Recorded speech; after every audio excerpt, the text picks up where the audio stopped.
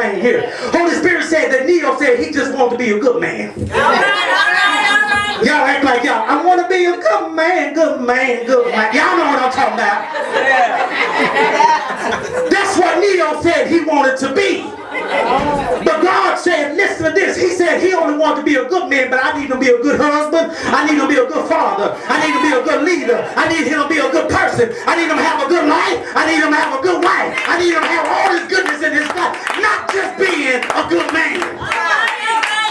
Because I can be your good man, but be jacked all the way up and all the way around. Because my mindset has been limited. Look at your neighbor, say, baby, don't limit your mindset. Don't limit your mindset.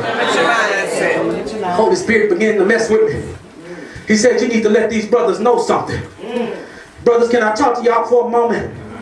The enemy has caused you to limit your position to just being a daddy, being a boyfriend, being a side, y'all know, get it.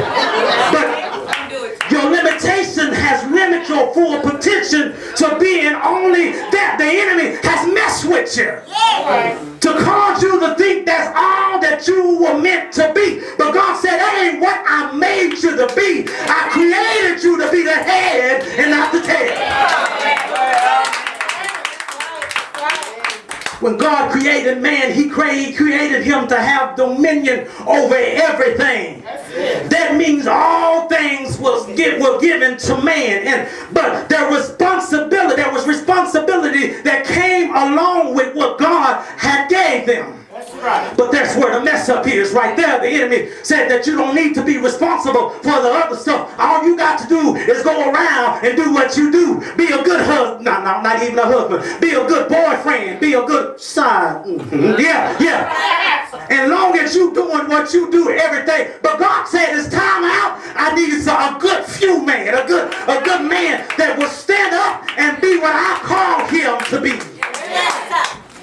He said, I need you to pray over your families. I need you to pray over your finances. I need you to pray over your jobs. I need you to pray over your community. I need you to pray over your church. I need you to pray over every aspect of your life. And when man starts praying, watch God start moving. We have young ladies that want a good husband, but they won't be good until God fixes them. We got too many brothers walking around right now that God is trying to work on, but they want to stay in the position that they've always been and be the same old joker that he's always been. He's doing the same old thing that he's always done. And God says, I got something better for you if you would just let me reposition you. God wants to do something new for your brothers. He wants to elevate your brothers. And when he starts elevating brothers, then you'll see some sisters being elevated also with some good men, some good husbands, some good fathers. And watch what God will do when families come together. They'll learn to weather the weather, whatever the weather may be, when they come together. We got to learn to take our position and stop letting the enemy steal position in our lives. Can I help somebody real quick? The reason that you cannot be elevated on your job or in your homes, your finances cannot be released is because your mindset is jacked up. God said, I want to see if you can manage the stuff I already gave you. And if you can manage that, I will give you more. Let me help somebody. Let me go ahead and just bring it back so it'll make sense to you. I remember back in the summer of 1995 that we moved to Arlington. Prior to that particular point, I had been somewhat, I'm going to call myself a superstar. Can I just say it like that? I was a superstar. In my own mind, I was a superstar. Okay? And so, all the way up through junior high, I had been the star on both sides of the ball, defense and offense. When they needed a play and we needed a first down or we needed to stop somebody, go ahead and get it. Do what you need to do. Get in there, outrun it, run over folk, truck people, whatever I had to do to get that jump over folk. Am I right about it, mother? Jump over them, whatever I had willing to do it. Amen.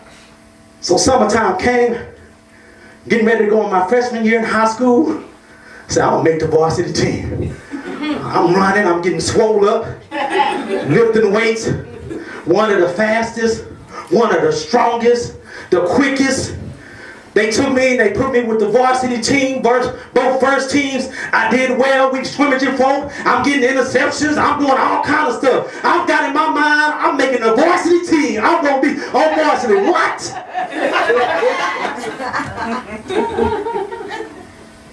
But the day came when the season started. Coach left me on the freshman team. I said, come on. He moved my best friend, Roger. He moved him up to varsity, but he left me on the freshman team. I worked harder than Roderick. I did everything I was supposed to do. I was stronger than Roderick. I could do I was good. But then I realized now that I look back, he needed to remove Roderick so that I would take leadership of that team. And I would become the leader that he needed me to be. And when he started seeing me lead them to victory and victory and victory, then he said, Coach, I remember he was sitting, when I walked into the locker room, he was sitting on a bench right there. I walked in, he said, Key? I said, yes, sir. He said, let me talk to you. He said, I've been watching you. He said, I see now that you mature to a level where I can move you up. Y'all know I got hype. I was like, all right, Coach, all right, all right, all right. He said, go get your stuff out your locker and move over into the varsity. I got my stuff. I'm just. I got in the locker room and I looked around. I had made it. When Friday night came, we practiced all week. We getting ready. One of our last games before the playoffs. Y'all know I'm short. But Coach said, I need you to go in at middle linebacker. And we have to get these stops. They had this play they called blast. He said, I need you to blast. So they had the ball. They said, hut. Little booger took off. Bam! Hit the quarterback. Sack number 1. Drove him back. Coach said, do it again. They hiked the ball. Bam! Hit him again. I began to look around. Crowd is going crazy because this little old kid, the smallest one on the team, was placed in a position of the leader on the team. Come on now. And what God had been doing is he was preparing me to take leadership and to be able to step up when I needed to step up and didn't hesitate in stepping out when I needed to step out. Let me help somebody. Well, God is trying to get you to see that I'm trying to position you and get you in a place that you can step up and step into where I'm trying to get you to.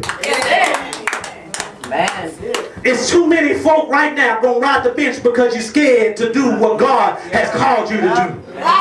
Am I right about it this morning? And because you are not willing to do what God called you to do, you will find yourself riding the bench. But when you listen, watch what God will do. Look at the text. Scripture tells us that after he got through teaching, that although that Simon had been fishing all night, Jesus told him to go back and let's go to the deep water. He said, I need you to go back into the deep water for a great catch.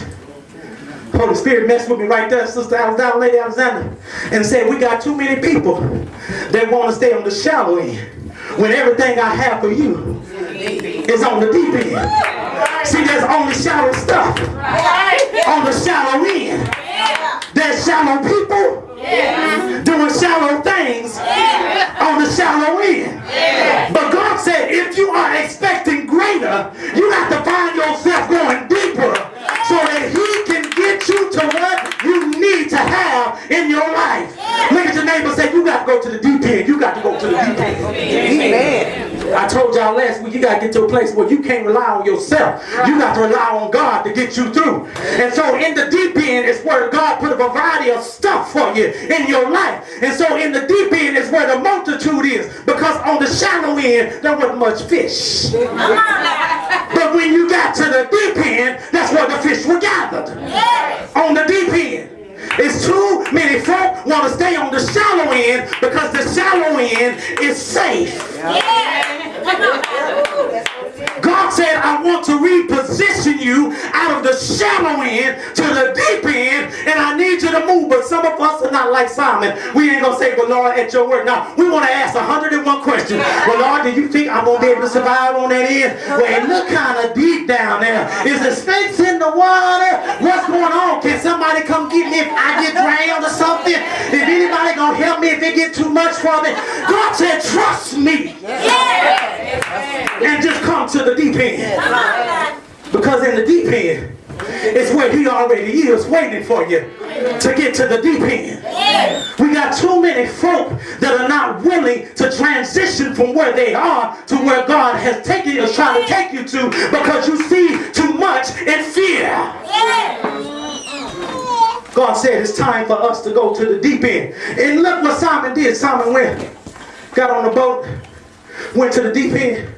And the scripture said that when they let down their nets, come on now, they threw their nets down, and they caught so much that they had to beckon other folk over to come and help them to receive what God had given to them. Can I bless y'all real quick? Remember last week I told you about the fact that when God does the incredible in dry places, that people will come to you and thank you because they were blessed because you were blessed. Look at this scripture right here. God did the same thing again right there. Because God blessed Simon, he had to come carry some other folk over to come help them to receive what God was giving to him. This messed me up because God says I could not bless him with what he needed until I fulfilled what I was trying to do. Did y'all catch that? I could not release that multitude of fish until I had used of the boat, until I had spoke to the people, and because of his obedience I was able to bless him.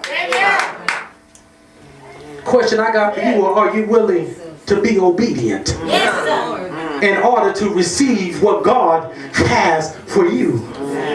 See, obedience is where you're going to get to what God has for you. See, obedience will cause you to do some stuff that you may think is crazy and other folks think is crazy. But God says that in your obedience, I will do a supernatural work in a supernatural situation. God's trying to get us to something. Scripture says that they started pulling. And they started pulling. And they started pulling.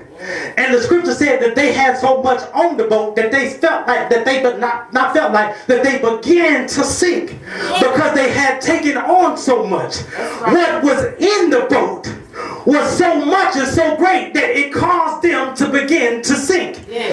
What had come into their position had become so much that it caused them to sink in their situation. What they had brought into their situation began to cause them to sink and to go deeper into the water because there was so much that they had brought on. What I need you to understand, that God will put something, bless you in such a manner that you will think that you sinking. What are you talking about, preacher? Think that you sinking, thinking that you can't handle this. I don't even know what to do with all this you gave me, God. I don't understand how you expect me to manage all that you gave me. I don't get it. What you trying to do here? God says that the reason I have been working with you because I see the potential in you, and because I see potential in you, I will give you so much that you can't handle it, but you will learn to lean on me so that I can handle it for you. What are you trying to get us to see, little preacher? That God is doing some repositioning in your lives today. Yes, sir. Yes, sir. He's trying to get you to see that in order to get from where I'm trying to take you, to get to where I'm taking you, you got to leave those places and those things that you once had. You have to come seeking me then you got to come receiving what I have for you. Yes, sir. You got to come ready to receive what I'm about to give to you. And when you look at the text, when they begin to receive, Simon fell on his knees and he said, Lord, I'm a sinner. You got to get away from me because I'm a sinner. My life is jacked up. I got some jacked up ways. You got to get away from me because I am not worthy to be in your presence. But the thing I like about it right there is that Jesus said to him, don't be fearful because I'm about to change you. I'm about to reposition you from being a fisherman to be a fisherman of man. God is trying to get us to see that in those situations where we don't think that we're good enough, that he's ready to use us for his purpose and for his will. Yes, sir. Where you want to say, I'm sinful, I'm jacked up, I got a wrong mindset. Father, I've done this in my life, I've done that in my life. Get away from me. You can't use me. God says, I want you because I've allowed you to go through some stuff. Yes, sir. That somebody needs to hear that they can get through it because you already done came through it. Yes. Need you to understand that God is repositioning you from this place to this place. Yes, sir. Because in this place is where he's about to use you. Yes, sir. And he's about to elevate you. Yes, sir. But you got to be willing to leave that place to get to this place. God is ready to reposition you only if you're willing to let him do so. Yes, sir. Reposition. God's ready to reposition you. So let me tell y'all, I started off the sermon last week talking about how we had went to and all the stuff that had happened in December, and I told y'all about how we had went to Tulsa and how I had wrote some stuff on the card and how God began to move not even a week later, right? Told y'all how God began to move. And as I was sitting there, it dropped in my spirit this particular sermon that he gave me for repositioning. God says that I'm repositioning you to have you in such a place that when I begin to move in this season, that you will be in such a mindset that what I do comes in expectation because of what I've spoken to you. Yeah. He said to me, he said that what I am getting ready to release over you is going to bless the people around you. And so what he said is that in my repositioning you, All right. I'm repositioning them. Amen. And as I repositioning them, I'm going to start repositioning those folk connected to them. And so what God says that as I take you higher, I take them higher, and as they go higher, they will begin to bring people around them higher, because people will start looking at them, wondering how is it that you're going through that situation and not losing your mind and not getting upset and not cussing folk out. Why? Because God is elevating you to a higher level. Reposition. Look at your neighbor, say repositioning, repositioning, repositioning. Let me end with this. When you are promoted in something, you are expected to operate in that new position. You can no longer operate like you did in the previous. You were promoted because you were expected to do something greater than what you did in the former. Am I right about it? And so what God is trying to get us to see this morning, I'm promoting some folk. Look at your neighbor and say, I'm getting promoted, I'm getting promoted, I'm getting promoted, I'm getting promoted. And in my promotion, God's going to set some higher expectations for us. And in setting those high expectations, he says that there is compensations because of the expectation that I have placed on you. God, when you're faithful, will give you not only and supply your needs, but he'll give you the desires of your heart. And so as he elevates you, he elevates that compensation. Those blessings become, let me help y'all not with me, hold on. When I was promoted, Part of the conversation, the first part of the conversation was compensation. He told me, this is what you're being compensated, and this is our expectation. Because you are getting this, we're expecting you to do this. God says, I'm about to bless you with this, and so I'm expecting you to do this. I wish I had somebody right there. Because God is getting ready to take you higher, you got to get to another place in which you worship Him more, you praise Him more, you give Him glory more in this next level in your life. That compensation. Folk think, oh, it has to be monetary. No, God will give you peace. When you got all kind of mess going on in your life, He'll give you joy. He'll give you understanding. He'll give you everything you need. That's the compensation piece when you learn to be obedient in where He's trying to take you. The compensation. Look at your neighbor and say, what's the compensation? What's the compensation? Let me tell you how the devil works with his compensation, then I'm going to